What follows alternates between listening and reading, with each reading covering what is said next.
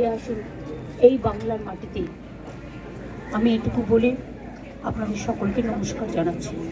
আজকে আমার ঝাড়গ্রাম যেতে হবে, যেহেতু আমার ঝাড়গ্রামে কালকে ওয়ার্ল্ড ট্রাইবেল ডে প্রোগ্রাম করা আছে। না গেলে ওরা সেন্টিমেন্ট নেবে, না হলে অন্য প্রোগ্রাম হলে আমি ক্যান্সেল করতে পারতাম।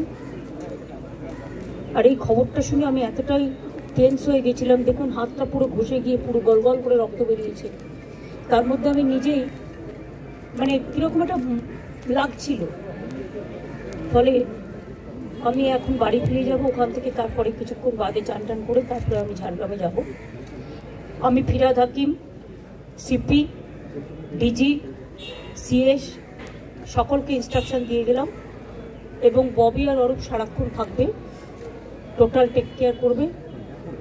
যা যা প্রয়োজন দলের পক্ষ থেকে ওরা মিছিল করে নিয়ে যাবে, যখন দেখবে যেন কোনো অসুবিধে না হয়। পুলিশ যেন ঠিকমতো ব্যবস্থা করে সব কিছু, যাতে কোনো রকম কোনো অসুবিধে না হয়।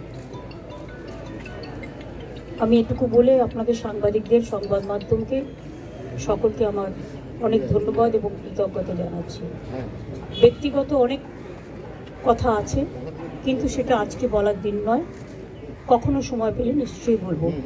আজকের দিনটা এই সময় তাদের পরিবারের পাশে দাঁড়ানোর দিন, এবং দল হারিয়েছে তাদের নেতাকে। আমি অন্য দল করলেও তাদের দলের সাথে আমার সম্পূর্ণ সমবেদনা থাকবে।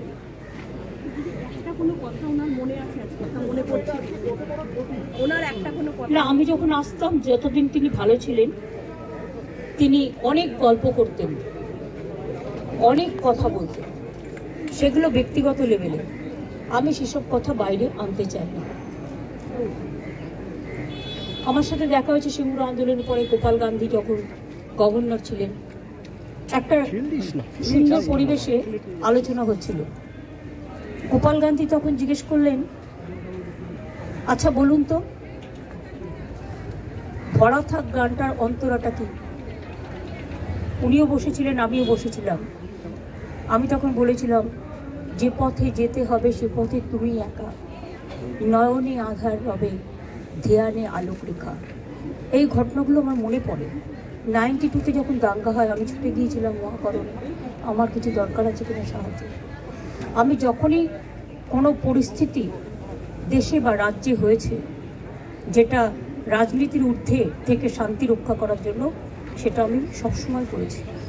এবং আপনাদের সকলকে বলবো, যেভাবে শান্তি রক্ষা করছেন আপনারা, সেইভাবে শান্তির সাথে, শ্রদ্ধার সাথে শোক জ্ঞাপন করুন।